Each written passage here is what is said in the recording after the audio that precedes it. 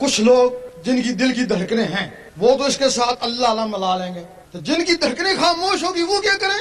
ان کے لیے کچھ طریقے ہیں جو زہر میں معیوب ہیں، لیکن وہ بڑے بہترین طریقے ہیں۔ امیر کلال کے پاس لوگ جاتے، فیض کے لیے جاتے، کہتے چلو کبڈی کھیلو، لوگ کہتے ہیں ہم تو فیض کے لیے آئے، بولتے ہیں ہمارا فیض کبڈی میں، ان کو خوب دوڑاتے، جب دل کی دھڑکنیں ابھرتی کہتے اب کبڈی کو چھوڑو، آپ ان دھڑکنوں کے ساتھ اللہ اللہ ملاؤ۔ لال شہباز قلندر رحمۃ اللہ کے پاس لوگ جاتے، کہتے چلو ناچیں، وہ کہتے ہم تو فیض کے لیے کہ ہمارا فیض نچنے میں ہے۔ وہ ناچ آج تک مشہور ہے جس کو دمال بولتے ہیں، وہ لوگ نچتے، خوب نچتے، ہم نے وہاں خود دیکھا ہے۔ اس وقت اللہ سے نچتے، اب دم دم مست قلندر سے نچتے۔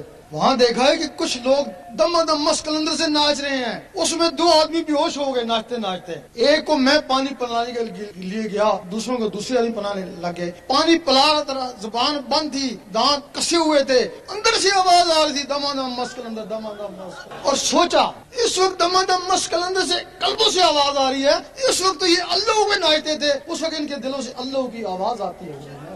اب ایک اور آسان طریقہ ہے، اس میں نہ کبڈی کھیلنی پڑتی نہ ناچنا پڑتا ہے، یہ اللہ کی ضربیں لگائیں، گھنٹہ 1.5 گھنٹہ جب اللہ کی ضربیں لگائیں گے تو وہی پوزیشن پیدا ہو جائے گی جو کبڈی سے ہوتی ہے، اور دل کی دھڑکنیں ابھرے گی، وہ دھڑکن کے ساتھ اللہ میں جب وہ رگڑا لگے گا گرمی بھی آئے گی، اگر گرمی لگے تو دروشی پڑے وہ اس کو ٹھنڈا کر دے گا، پھر اللہ کا ذکر کرے، پھر گرمی لگتی ہے، پھر دروشی پڑے، پھر اس کو ٹھنڈا کر دے۔ اب اس کی اجازت بھی ہوتی ہے، کوئی بھی عمل جو فرائض کے علاوہ ہے اس کی اجازت ضروری ہے، اس کی اجازت ضروری ہے۔ اجازت کیا ہوتی ہے؟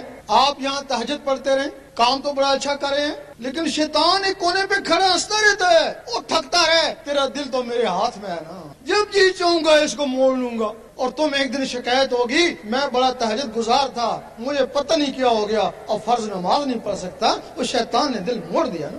جب کوئی شخص اس دل میں اللہ کو بسانے کی کوشش کرتا ہے، شیطان کے پاس جنات کی ہندو فوج ہے، حکم دیتا ہے جاؤ اس کو برباد کر، تباہ کر، کچھ بھی کر، یہ اللہ اس کے اندر نہ جائے، ورنہ یہ ساری عمر کے لیے ہمارے ہاتھوں سے گیا۔ کوئی لوگ ہیں جو اللہ اللہ کرتے ہیں، ان کے دلوں پہ اللہ نقش ہو جاتا ہے۔ قرآن مجید فرماتا ہے کہ کچھ لوگ ایسے ہیں جن کے دلوں پہ ایمان لکھ دیا، وہی اللہ نقش ہو گیا، وہ ایمان ہو گیا۔ کچھ لوگ ایسے ہیں کہ جو ہر وقت اللہ اللہ کرتے ہیں، ان کے دلوں پہ مدینہ شریف بس جاتا ہے، کیونکہ وہ خدا بھی نہیں اور جدا بھی نہیں۔ جب وہ مدینہ شریف بس جاتا ہے پھر وہ کہیں بھی ہے مدینے میں۔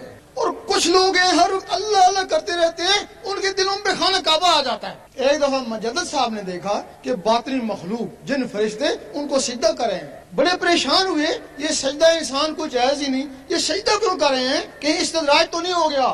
آواز آئی گھبراؤ مت، یہ تمہیں سجدہ نہیں کرے، وہ جو تمہارے اندر خانہ کعبہ بس گئی اس کو سجدہ کر۔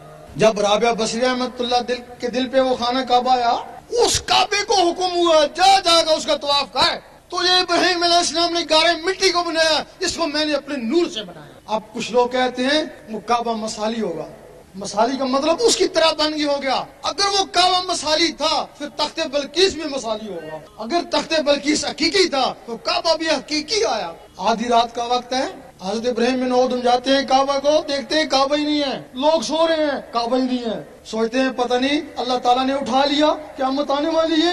آواز آئی گھبراؤ نہ، وہ ایک پڑیا کا طواف کرنے گیا ہوا ہے، شمال کی طرف جاؤ۔ جب وہ شمال کی طرف جاتے ہیں دیکھتے ہیں کہ رابعہ بصری بیٹھی ہوئی ہیں اور کعبہ ان کا طواف کر رہا ہے۔ اب کعبہ بس گیا، منزل اس سے بھی آگے ہے حضرت انسان کی، کعبہ بس گیا تو آدھی کلندر ہوئی نا، وہ پوری ولیہ پھر بھی نہیں ہوئی، پوری کلندر تو نہیں بنی نا۔ جو رب سے بات کر لے وہ آدھا ولی ہوتا ہے نا۔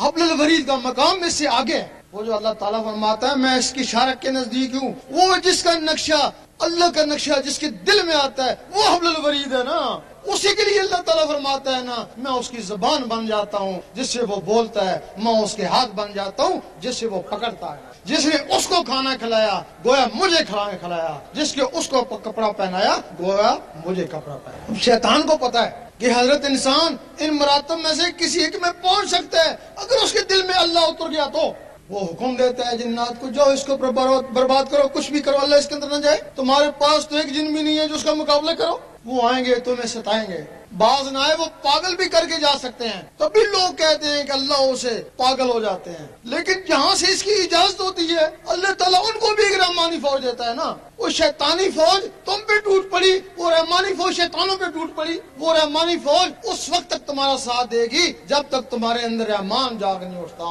फिर बंदा नहीं रहे, बंदा नवाज बन गए, गरीब नहीं रहे, गरीब नवाज बन, फिर वो गरीब नहीं रहता है, फिर वो गरीब नवाज बन जाता है। अब हम